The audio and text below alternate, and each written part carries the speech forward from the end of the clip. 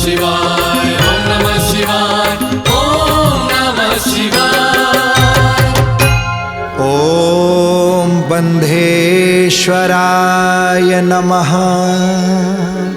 कांति सीतामृषति निंदित शारदेन्दुं यत्रैकतो विलसितामसितांग शोभा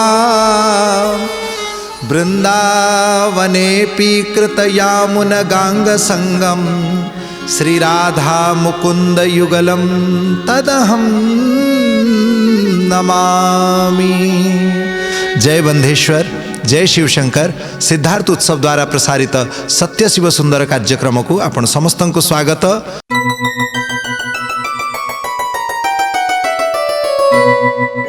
गत अध्याय रे शंखचूड़ एवं तुलसींकर जो अद्भुत प्रसंग आपण श्रवण करुथिले, शंखचूड़ दैत्य को भगवान शंकर स्वयं मध्य मारिबारे समर्थ हो पारिले नहीं। काहींकि कारण तांकर रक्षा करुथिला तुलसींकर सतीत्व। जेपरी भावरे पार्वतींकर सतीत्व नष्ट करिबा पाई शंखचूड़ भगवान सदाशिवंकर रूप धारण करिकी पार्वतींक निकट को एकांतरे जाइथिले। तेणु सेही न्याय रे युद्धरे दुष्ट सहित दुष्टता करिकी ही जीति जाई पारिबो। जेमिति महाभारत रे अभिमन्यु प्रति जेतेबेले अत्याचार करिसंती कौरव माने, से समय रे भगवान श्रीकृष्ण मध्य अनेक अन्यायर आश्रय नहीं कौरव मानंकु पराभूत करिसंती। ठीक सही प्रकार जेतेबेले शठता प्रदर्शन करिसंती शंखचूड़, माँ पार्वतींकर सतीत्व हरण करिबा पाई, शील हरण करिबा पाई इच्छा करिसंती। से समय रे माँ पार्वती स्वयं जे सती मानंकर मुकुटमणि अछंती, जे नारी धर्म पातिव्रत्य धर्मर जे अग्रणी अछंती, जे नेत्री अछंती, जे समस्त नारी मानंकर शिक्षा प्रदायिका अछंती, सेई माँ भगवती स्वयं आदेश देइचंती भगवान नारायण को जे तुमे तुलसींकर सतीत्व नष्ट कर। भगवान नारायण शंखचूड़ दैत्यर रूप धारण करिकी भगवती तुलसींक निकट को आसीचंती एवं एकांतरे जेतेबेले तुलसी एवं नारायणंकर मिलन हेछि, से समय रे शंखचूड़ को भगवान बध करिचंती। भगवान शंकर युद्धरे विजेता हेले। एई समय रे तुलसी जानी पारिले निजर शरीरर लक्षण द्वारा सच्चिदानंदर अनुभूति द्वारा जे मो पति साधारण हाड़मांसर शरीर, तांक स्पर्शरे ये ब्रह्मानंदम परम सुखदम, ये जो तत्व ज्ञानर आनंद भगवत स्पर्शर आनंद, ये जो सत्यम ज्ञानम अनंतम ब्रह्म, कारण भगवान नारायण किए से सत्य से ज्ञान से अनंत से विभु, तांकु स्पर्श करिबा द्वारा तुलसी अनुभव करि पारिले जे मु सच्चिदानंदं को स्पर्श करिछि। ये जो समाधि अवस्था मोर प्राप्त होउछि ये शंखचूड़ं को स्पर्श करिबा द्वारा केबे प्राप्त हो नथिला। तेणु शंखचूड़ बध परे तुलसी जानी जाइचंती ये शंखचूड़ नुहंती। पचारिले, अरे दुष्ट तुमे किए? को वा त्वं वद मामाशु भुक्ताहं मायया त्वया दूरीकृतं मत्सतीत्वमथ त्वां वैशाप्यमाम्यहम्। तुमे मोर सतीत्व दूर करिदेल, तुमे मते भोग करिल, किए अछ तुमे? सत्य कुह सत्य कुह। सही समय रे भगवान नारायण शंख चक्र गदा पद्म धारण करिकी तुलसींक सम्मुख रे प्रगट ही जाइचंती। आज तुलसी साक्षात भगवत दर्शनर आनंद प्राप्त करिचंती, किंतु तांक मनरे से दुख, निजर सतीत्व भ्रष्ट हेबार दुख। तेणु तुलसी से ही आनंद अवस्था को भूली जाई कोप अवस्था को पुणी प्राप्त करिसंती। एवं तुलसी कहिले, पाषाण सदृशस्त्वं च दयाहीनो यत खल। हे दुष्ट, तुम्हें जगदीश्वर सत, किंतु तुम भितरे खलत्व रहिछि, तुम मध्यरे कपट रहिछि, छल करुच तुमे। आज छल करिकी मोर सतीत्व भ्रष्ट कल, तुम हृदय रे दया आसिला नहीं, पाषाण परी तुम्हें आचरण कल। तेणु मु तुमको श्राप दौची, जाओ तुम्हें पाषाण ही जाओ। पाषाण सदृशस्त्वं च दयाहीनो यतः खल। दयाहीन तुम्हें अछ, तुमर हृदय पत्थर परी अच्छी, तुम्हें जाओ पत्थर रूपरे प्रगट हब। भगवान शालग्राम रूपरे हरि प्रगट हेचंती। ये वदंती दया सिंधु त्वं भ्रांतास्ते न संशय भक्तो बिना अपराधे न परार्थे च कथम हत। केतेक लोक तुमको दया सिंधु कहउचंती किंतु वास्तव रे तुमे दया सिंधु अछ ना ना तुमे निर्दय अछ। तुलसी को परे अनेक कथा कही जाइचंती। ये नारीर हृदय भगवान से समय रे चाहिए तुलसी को मध्य श्राप दे थांते किंतु प्रभु हेले परम न्याय मूर्ति, भगवान हेले परम दया मूर्ति। निजर करुणा प्रदर्शन करिचंती धर्मर रक्षा पाई विश्वर रक्षा पाई भगवान को आज कठोर पदक्षेप नेबाकू पड़ी। तुलसींकर सतीत्व भ्रष्ट करने को पड़ी ए कथा प्रभु जानती। तुलसी द्वारा दत्त श्राप को भगवान सहर्ष स्वीकार करिचंती। शालग्राम रूप में प्रभुंकर अवतार हैला। तुलसी जेतेबेले एही श्राप भगवान नारायण को दौचंती से समय रे भगवान सदाशिव प्रकट हो गले। कहले रही जाओ तुलसी रही जाओ, जहाँ हेची ताहा मोरी इच्छा रे हैला।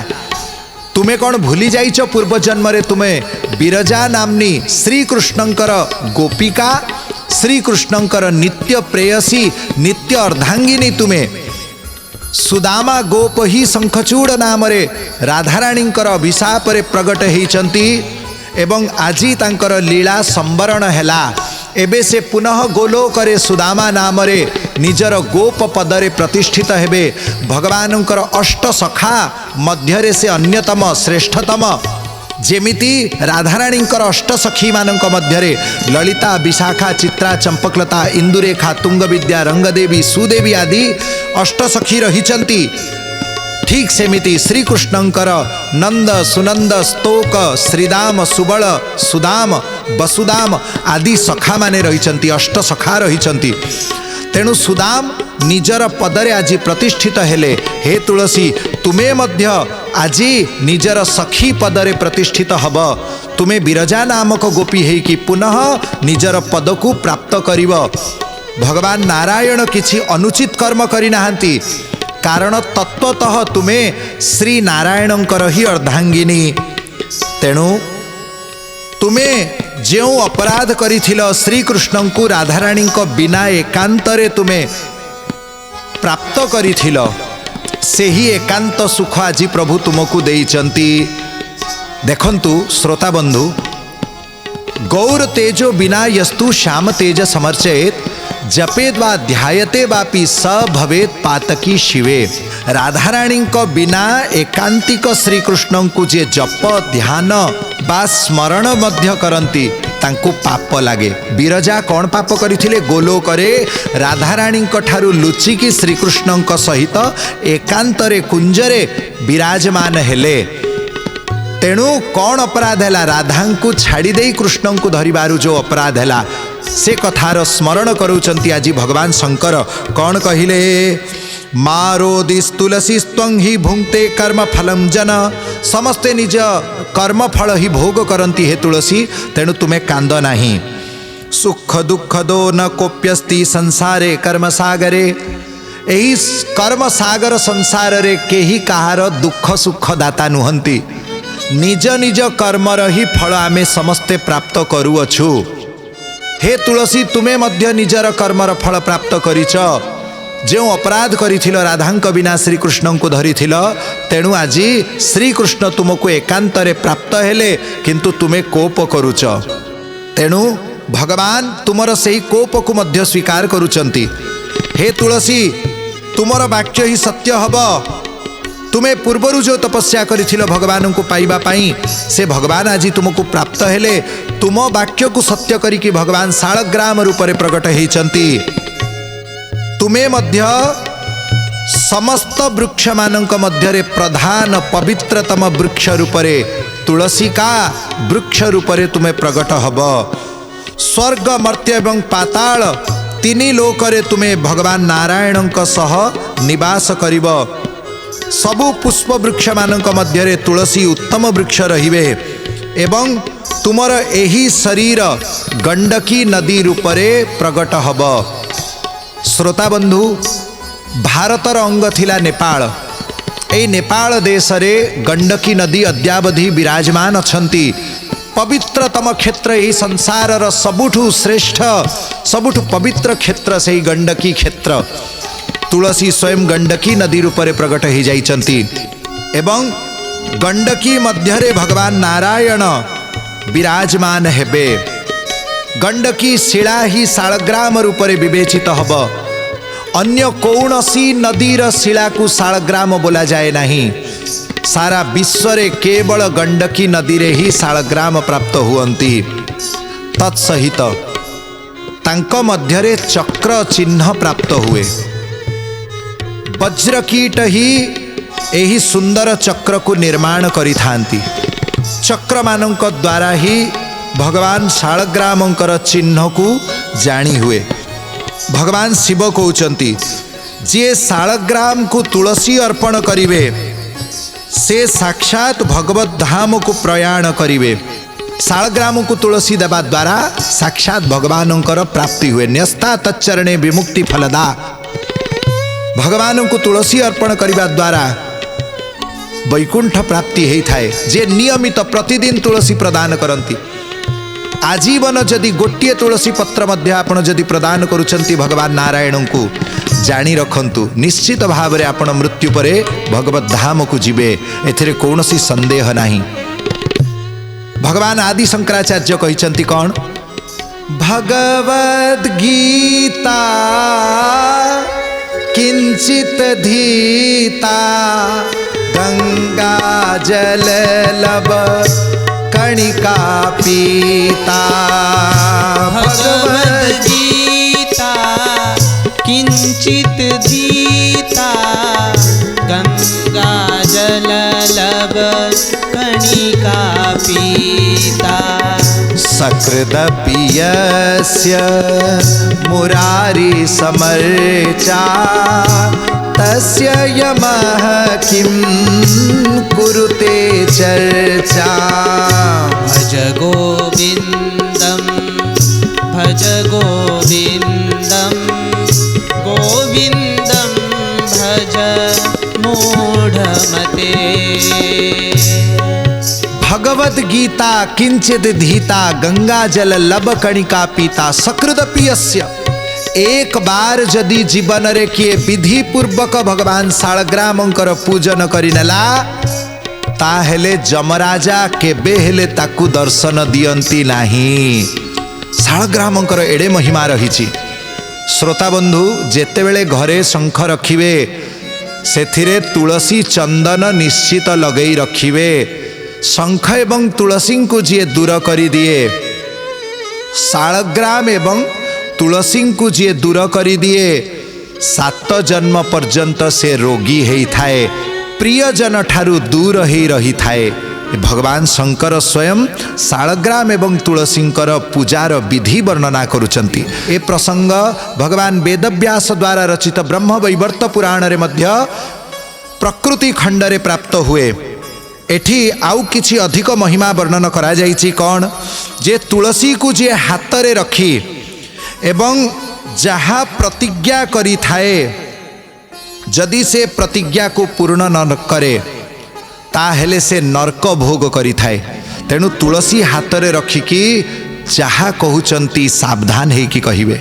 जे शालग्राम शिला को हाथ रे रखिकी कौनसी वाक्य उच्चारण करिछि से वाक्य जदि से पूर्ण न करि पारिला ताहेले 100 कल्प पर्यंत से काल सूत्र नामक नरकरे कष्ट भोग करि थाए। 100 कल्प पर्यंत अर्थात ब्रह्मांकर 100टी दिन अर्थात गोटे कल्परे 1000 थरे सत्य जुग 1000 थरे त्रेता जुग 1000 थरे द्वापर जुग एवं 1000 थरे कली जुग आसी थाए। तेणु श्रोता बंधु केबे हेले शालग्राम को हाथ रे धरिकी कौनसी वाक्य उच्चारण करिबा पूर्वरु 100 थर भाबिबे।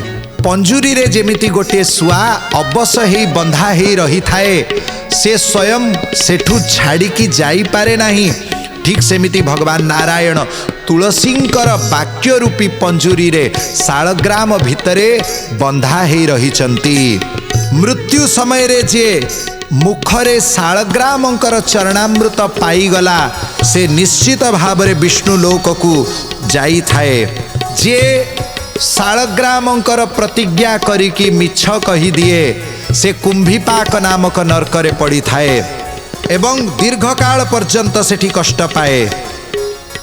भगवान नारायण स्वयं कहिले, हे तुलसी तुम्हें मन कष्ट कर नाही। एठी गंडकी नदी रे वज्रकीट प्रगट हब।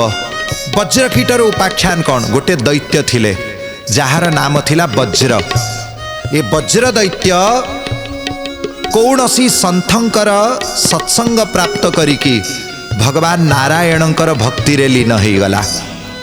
दैत्य युवक अवस्था, अतिशय शक्ति यौवन ता शरीर रे रहिछि, अतिशय सुंदर से स्वयं, किंतु भगवान नारायणंकर भक्ति रे सबु किछि भूलीगला। आहार भोजन सबु किछि भूलीगला। दीर्घ काल पर्यंत निराहार रही भगवान नारायण को से ध्यान करिछि, जप करिछि। दीर्घ काल बीतीगला। ता तपस्या रे संतुष्ट ही भगवान नारायण साक्षात प्रकट हो गले। भगवान नारायण चतुर्बाहु, पीन वक्ष, उदारधी, स्थूल जंघ, नवकंज लोचन, कंज मुखकर, कंज पद कंजारुणं, जहांकर प्रत्येक अंग लावण्य मूर्ति, स्निग्ध सुशीतल, चंद्रकोटि सुशीतल, एमिति परम सुंदर, अति सुंदर भगवान नारायण को से देखिछि। किंतु स्वभाववश दैत्य बहुदिन पर्यंत भोजन करी नाही। भगवान को देखिकी अतिशय लुब्ध दृष्टि रे प्रभु को अनै रहिला, अनै रहिला, अनै रहिला। भगवान नारायण पचारिले, हे वज्र तुमे कौन चाहुच? वज्र कहिला, सत कहिबी प्रभु, मो मनरे जहाँ आसिब ताहा मागिदेवी। बोले हाँ माग। मु भक्त वांछा कल्पतरु। ए वज्र दैत्य भगवान को गोटे विचित्र वरदान मागिला जहाँ केबे केही मागी नाहंती। वज्र दैत्य कहिला, प्रभु मोर इच्छा होची आपन को गोटा खाई जीवी।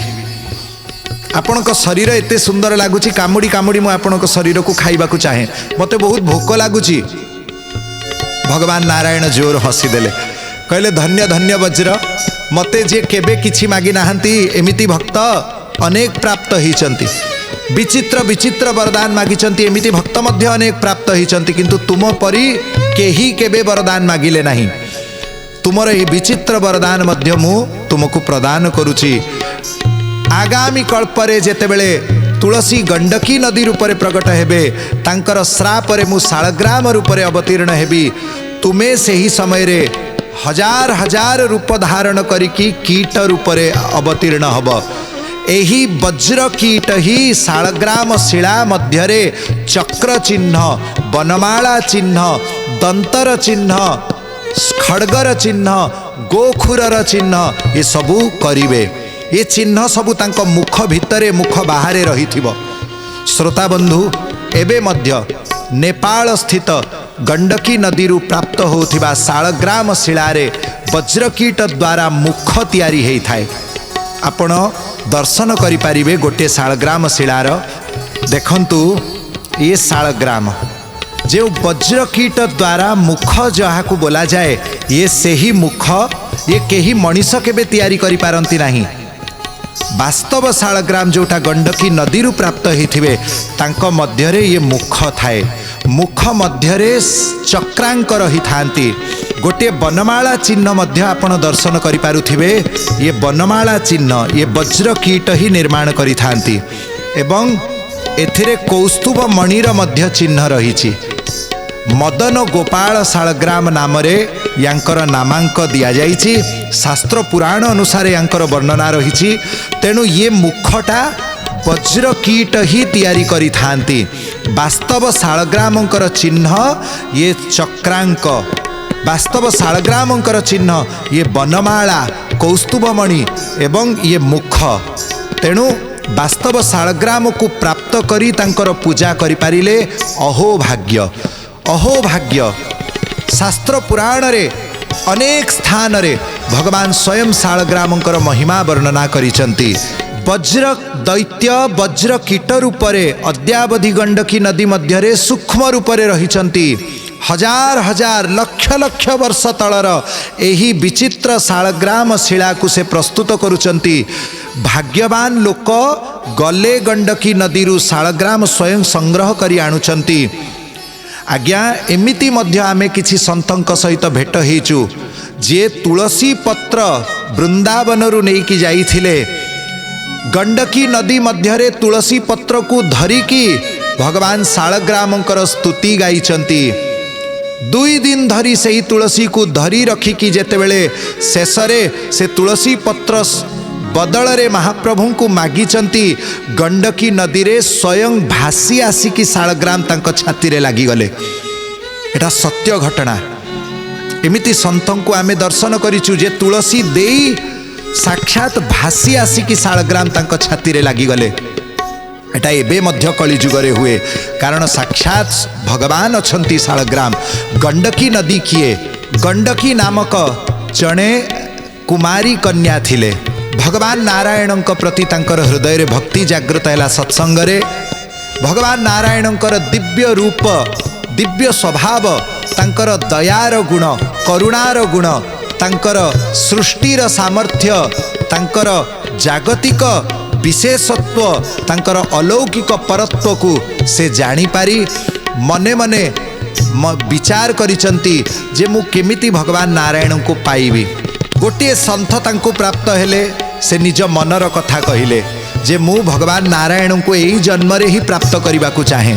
संत कहिले भगवान नारायण को पाइबा को जदि चाहूचु तांकर मंदिर निर्माण कर। कहले मंदिर मु धन कोठु आनिबी? संत कहले देख तुम्हें कहा को विवाह करिकी धनवान हुआ अथवा स्वयं अर्जन करिकी धनवान हुआ, तुम्हें कोठु चोरी करिकी आण अथवा तुम्हें भाग्यवशत धन प्राप्त कर। मंदिर निर्माण कले भगवान धाम को तुम्हें जीव एवं भगवान को प्राप्त करिव। ए कुमारी गंडकी मनरे विचार कले जे मु एबे अन्य कहा को जदि विवाह करिवी ताहेले मोर प्रभुंक प्रति समर्पण सरी जीव।